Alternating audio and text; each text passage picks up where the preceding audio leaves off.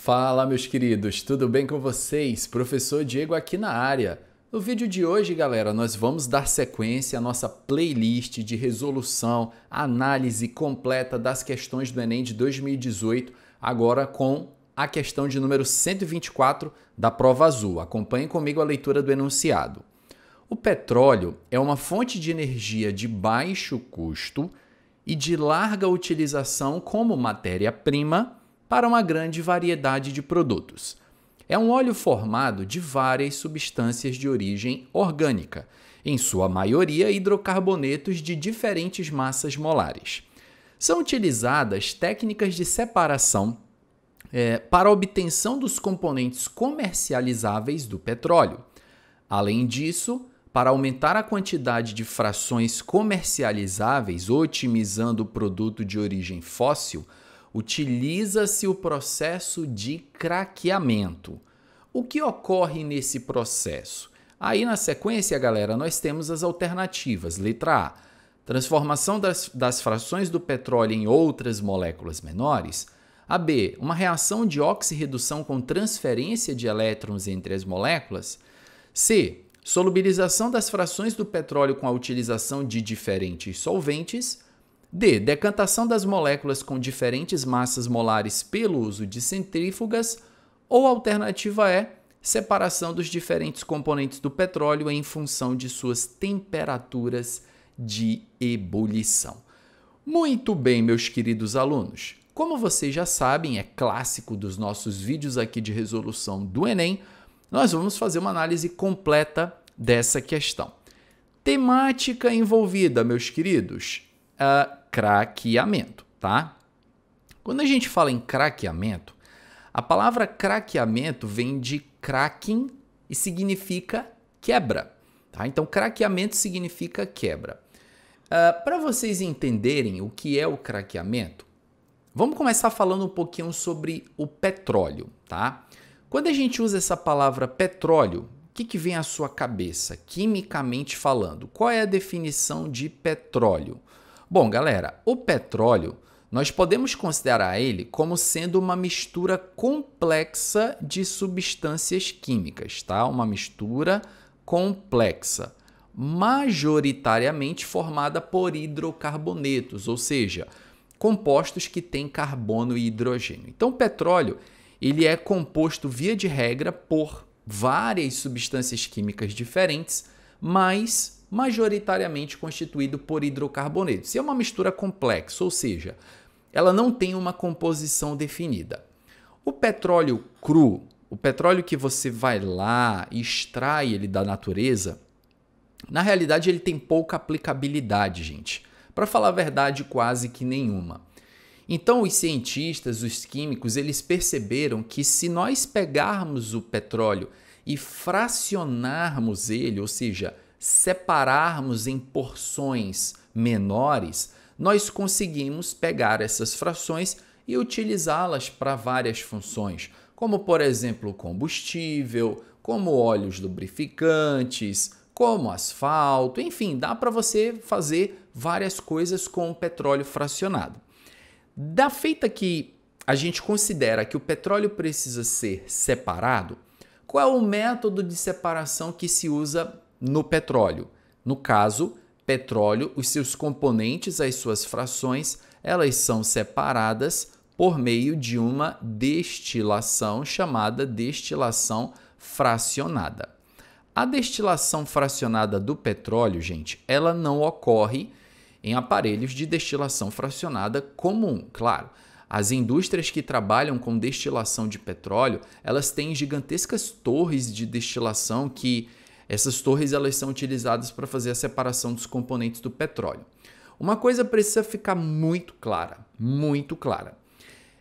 você não separa o petróleo, utilizando a destilação fracionada, em componentes individuais, em moléculas puras, em substâncias puras. Mas, professor, a gente já estudou aqui nas suas aulas do YouTube que a destilação ela é um método de separação, não é, professor? Sim. A destilação ela é um método de separação de misturas homogêneas, aplicável ao petróleo. Só que o petróleo, gente, ele tem tantas substâncias, mas tantas substâncias diferentes, que em alguns casos a temperatura de ebulição delas chegam a ser praticamente iguais ou muito próximas.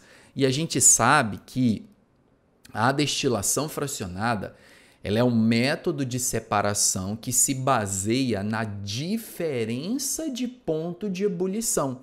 Então, para você separar com sucesso os compostos por uma destilação fracionada, você tem que ter um ponto de ebulição ali relativamente diferente. Vou dar um exemplo para vocês aqui, tá, gente? Fora da questão. Lembrando que, vocês sabem que aqui no canal não faço só a resolução da questão, galera. Se você tiver com um pouco mais de pressa para ver a resposta, pode colocar o vídeo ao final até procurar outro que a resolução seja mais objetiva. Aqui, nossa pegada ela é diferente. A gente faz uma análise bem ampla, bem completa, passo a passo. A acetona ela é um líquido que tem um ponto de ebulição ali por volta dos 56 graus. E a água ela é um líquido que tem um ponto de ebulição ali por volta dos 100 graus. Então, você tem aqui acetona e água. Acetona e água, professor, dá para separar por destilação fracionada? Dá. Porque se você considerar que as temperaturas de ebulição elas são bem afastadas, você consegue ter sucesso nessa separação. Agora, como eu falei para vocês, se você pega, por exemplo, um líquido que ferve a 98 graus e a água que ferve a 100 e querer utilizar a destilação fracionada, a destilação não vai ser o método eficiente. Como eu falei para vocês, o petróleo ele tem uma composição muito complexa e muitas das substâncias que estão contidas no petróleo elas têm ponto de ebulição praticamente igual. Então, quer dizer que não dá, por destilação, para você isolar os componentes do petróleo um a um. Professor, então eu acho que isso é um problema, certo? Não, porque o petróleo ele pode ser utilizado em frações. Quando vocês estiverem lendo uma questão e a questão falar de frações do petróleo, eu quero que vocês entendam que essas frações elas são obtidas a partir da destilação e as frações elas são misturas de substâncias que têm ali aproximadamente um ponto de ebulição igual, muito parecido, uma temperatura de ebulição muito parecida, uma massa molar muito parecida. Então é dessa forma que é feita a separação. O que acontece? Uma dessas frações do petróleo é a gasolina. A gasolina hoje, gente, ela é uma das frações do petróleo mais consumidas no mundo. A grande parte dos veículos que são movidos a combustão utilizam como combustível a gasolina. E aí que está um detalhe. A destilação do petróleo, ela gera uma quantidade de gasolina muito pequena e essa quantidade ela não supriria a demanda. O que os caras fazem? Eles pegam frações maiores do petróleo, frações que têm mais carbonos e quebram essas frações para que você consiga criar outras frações de moléculas que têm um tamanho ali de cadeia carbônica um pouco menor. Citando um exemplo para vocês. Quando a gente fala em gasolina, a gasolina ela é uma das frações do petróleo, tá, gente? Ela é uma mistura complexa de hidrocarbonetos que gira ali próximo dos 8 átomos de carbono em média. Pode ter um pouco menos, pode ter um pouco mais que 8, mas vamos considerar ali um número médio 8. Bom, vamos supor que eu fiz uma destilação e eu obtive moléculas já com 12, 13, 14 carbonos. Aí eu já não poderia utilizar como uma fração da gasolina. Mas eu posso pegar essas frações que têm mais que 8 carbonos e eu posso quebrar. Daí vem o nome craqueamento. A palavra craqueamento, gente, ela significa quebra. Você vai pegar cadeias carbônicas maiores e quebrá-la em cadeias menores. O craqueamento ele pode ser de dois tipos. Existe o craqueamento térmico, também chamado de pirólise, craqueamento térmico, também chamado de pirólise. Professor, o que é o craqueamento térmico? Craqueamento é quebra. Térmico, aquecimento. Então você pega essas moléculas maiores e aquece sobre altas pressões, altas temperaturas, e aí você vai quebrar essas moléculas grandes em moléculas menores. Mas você pode também utilizar no caso do calor, ou melhor, você pode trocar o calor por um catalisador. E aí você vai ter um craqueamento catalítico.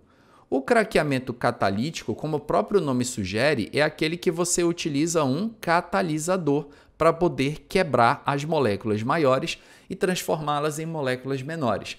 Dessa forma, você consegue sim pegar frações com grandes cadeias carbônicas e quebrá-las de forma a criar frações do petróleo que tenham um número menor de carbonos. Isso permite com que você tenha uma grande flexibilidade na indústria petroquímica. Então, de repente, a indústria petroquímica entende que a sociedade está com uma demanda maior por derivados de petróleo que tenham menos carbonos, mas só a destilação não supre. O que eles fazem? Fazem então o craqueamento, pegar moléculas grandes e transformam em moléculas menores. Bom, eu acho que já está mais que claro aqui, galera. O que ocorre nesse processo? Letra A, transformação das frações do petróleo em outras moléculas menores. Não tenhamos dúvida nenhuma de que, de fato, a resposta é a letra A. A letra B diz uma reação de oxirredução com transferência de elétrons entre as moléculas. Essas quebras elas não necessariamente ocorrem por meio de uma reação de oxirredução. E o craqueamento, a função primária dele é transformar moléculas grandes em moléculas pequenas. Letra C, solubilização das frações do petróleo com a utilização de diferentes solventes. Isso não é o craqueamento, tá? Craqueamento não tem relação com solubilização. Decantação das moléculas com diferentes massas molares pelo uso de centrífugas. Craqueamento não tem nenhuma relação com decantação utilizando centrífuga ou qualquer método que seja. Separação dos diferentes componentes do petróleo em função de suas temperaturas de ebulição, isso aí é feito na destilação fracionada e não no craqueamento. O craqueamento ele leva em consideração que haverá quebra das moléculas que constituem uma determinada fração. Ficou claro, galera? Quero saber se vocês gostam desse tipo de resolução, essa resolução mais analítica, mais compassada. Deixa para mim aqui nos comentários.